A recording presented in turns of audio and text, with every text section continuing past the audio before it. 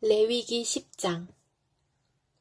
아론의 아들 가운데서 나답과 아비후가 제각기 자기의 향로를 가져다가 거기에 불을 담고 향을 피워서 주님께로 가져갔다. 그러나 그 불은 주님께서 그들에게 명하신 것과는 다른 금지된 불이다.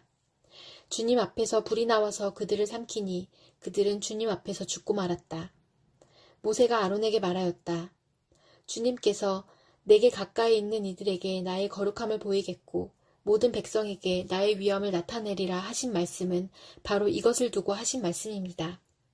아론은 아무 말도 못하였다. 모세는 미사엘과 엘사반을 불렀다. 그들은 아론의 삼촌 우시엘의 아들들이다. 모세는 그들에게 그들의 조카들의 시체를 성소에서 진 바깥으로 옮기라고 하였다. 그들은 모세가 시킨 대로 가까이 가서 조카들의 옷을 잡아 끌어 진 바깥으로 옮겼다. 모세는 아론과 그의 아들들 곧 엘르아살과 이다말에게 말하였다. 당신들은 머리를 풀거나 옷을 찢어 애도를 해서는 안 됩니다. 그렇게 하다가는 당신들마저 죽을 것입니다. 주님의 진노가 모든 회중에게까지 미치지 않도록 하십시오. 다만 당신들의 동족 곧 온 이스라엘 집안만이 주님의 진노로 타 죽은 이들을 생각하며 애도할 것입니다. 당신들은 회막 어기 바깥으로 나가지 마십시오. 어기면 당신들도 죽을 것입니다. 당신들은 주님께서 기름 부어 거룩하게 구별하신 사람들입니다. 그들은 모세가 시킨 대로 하였다. 주님께서 아론에게 말씀하셨다. 너의 아들들이 너와 함께 회막으로 들어올 때에는 포도주나 독주를 마시지 말아라. 어기면 죽는다. 이것은 너희가 대대로 영원히 지켜야 할 규례이다. 너희는 거룩한 것과 속된 것을 구별하여야 하고 부정한 것과 정한 것을 구별하여야 한다. 또 너희는 나 주가 모세를 시켜 말한 모든 규례를 이스라엘 자손에게 가르쳐야 할 사람들이다. 모세는 아론 및 살아남은 아론의 두 아들 엘르아살과 이다말에게 말하였다.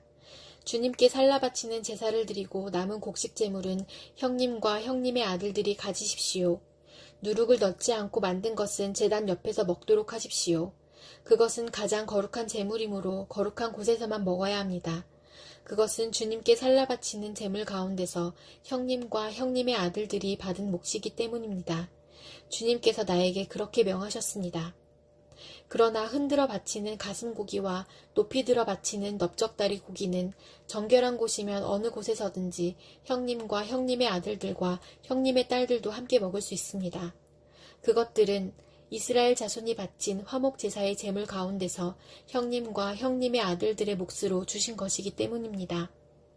기름기를 불에 살라 바치면서 함께 높이 들어 바치는 넓적다리 고기와 흔들어 바치는 가슴고기는 주님 앞에서 흔들어서 바치고 나면 주님께서 명하신 대로 영원히 형님과 형님의 아들들이 차지할 몫이 됩니다. 모세는 백성이 속죄제물로 바친 순념소를 애써서 찾아보았다. 그러나 그것은 이미 타버리고 없었다. 모세는 아론의 남은 두 아들 엘르아살과 이다말에게 화를 내면서 다그쳤다. 어찌하여 너희는 성소에서 먹어야 할 그 속죄제물을 먹지 않고 불살랐느냐? 속죄제물은 가장 거룩한 것이 아니냐? 너희가 주님 앞에서 회중의 죄를 속하여 주어서 그들이 용서받게 하려고 이 제물을 너희에게 먹으라고 주신 것이 아니냐? 그것은 성소 안에까지 피를 가지고 들어가는 제물이 아니므로 너희는 내가 명령한 대로 그 제물을 성소 안에서 먹었어야만 했다. 이 말을 듣고 아론이 모세에게 대답하였다. 보십시오. 오늘 내 아들들이 속죄를 받으려고 주님 앞에 속죄 제물과 번제물을 바쳤습니다. 그런데 이런 참혹한 일이 오늘 나에게 닥쳤습니다. 그러니 내가 무슨 염치로 오늘 그들이 바친 속죄 제물을 먹는단 말이오. 내가 그들이 제물로 바친 고기를 먹으면 주님께서 정말 좋게 보아주시리라고 생각합니까? 이 말을 듣고 보니 모세도 그렇게 했다는 생각이 들었다. 시편 11편. 내가 주님께 피하였거늘 어찌하여 너희는 나에게 이렇게 말하느냐? 너는 새처럼 너의 산에서 피하여라. 악인이 활을 당기고 시위에 화살을 메워서 마음이 바른 사람을 어두운 곳에서 쏘려 하지 않느냐? 기초가 바닥부터 흔들리는 이 마당에 의인인들 무엇을 할 수 있겠는가? 주님께서 그의 성전에 계신다. 주님은 그의 하늘 보좌에 앉아 계신다. 주님은 그의 눈으로 사람을 살피시고 눈동자로 꿰뚫어 보신다. 주님은 의인을 가려내시고 악인과 폭력배를 진심으로 미워하신다. 불과 유황을 악인들 위에 비오듯이 쏟으시며 태우는 바람을 그들 잔의 몫으로 안겨주신다. 주님은 의로우셔서 정의로운 일을 사랑하는 분이시니 정직한 사람은 그의 얼굴을 뵙게 될 것이다. 시편 12편. 주님 도와주십시오. 신실한 사람도 끊어지고 진실한 사람도 사람 사는 세상에서 사라지고 있습니다. 사람들이 서로서로 거짓말을 해대며 아첨하는 입술로 두 마음을 품고서 말합니다. 주님은 간사한 모든 입술과 큰소리치는 모든 혀를 끊으실 것이다. 비록 그들이 말하기를 혀는 우리의 힘, 입술은 우리의 재산, 누가 우리를 이기리요 하여도 주님은 말씀하신다. 가련한 사람이 짓밟히고 가난한 사람이 부르짖으니 이제 내가 일어나서 그들이 갈망하는 구원을 베풀겠다. 주님의 말씀은 순결한 말씀, 도가니에서 단련한 은이요 7번 걸러낸 순은이다.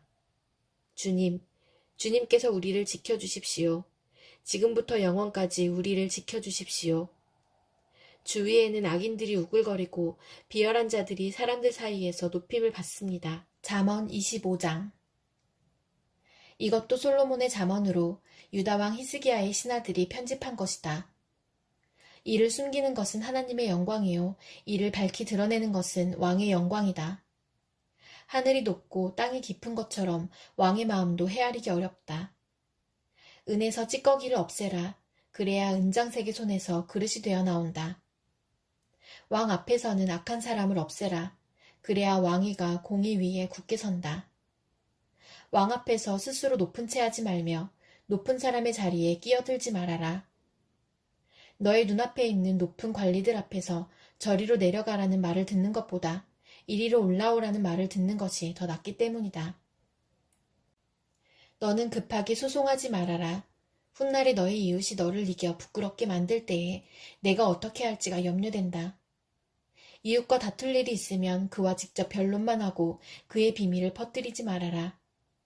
그 말을 듣는 사람이 오히려 너를 비난하면 그 나쁜 소문이 너에게서 떠나지 않고 따라다닐까 두렵다. 경우에 알맞은 말은 은쟁반에 담긴 금사과이다. 지혜로운 사람의 책망은 들을 줄 아는 사람의 귀에는 금기고리요 숭근 목걸이이다. 믿음직한 심부름꾼은 그를 보낸 주인에게는 무더운 추수 때의 시원한 냉수와 같아서 그 주인의 마음을 시원하게 해준다. 선물을 한다고 거짓말로 자랑을 퍼뜨리는 사람은 비를 내리지 못하는 구름과 바람 같다. 분노를 오래 참으면 지배자도 설득되고 부드러운 혀는 뼈도 녹일 수 있다. 꿀을 발견하더라도 적당히 먹어라.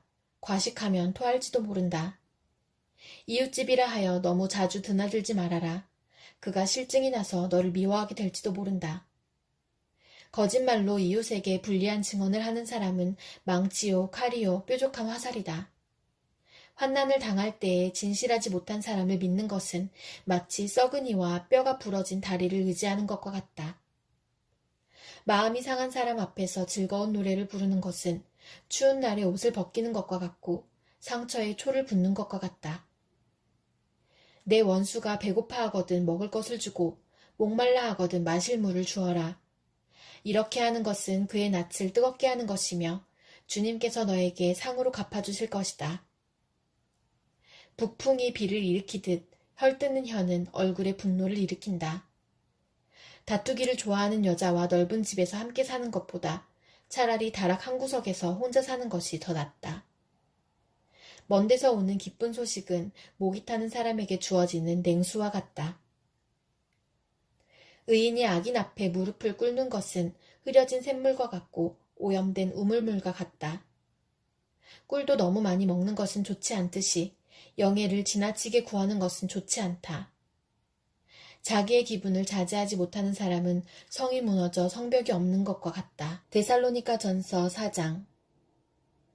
그러므로 형제자매 여러분, 끝으로 우리는 주 예수 안에서 여러분에게 부탁하며 권면합니다.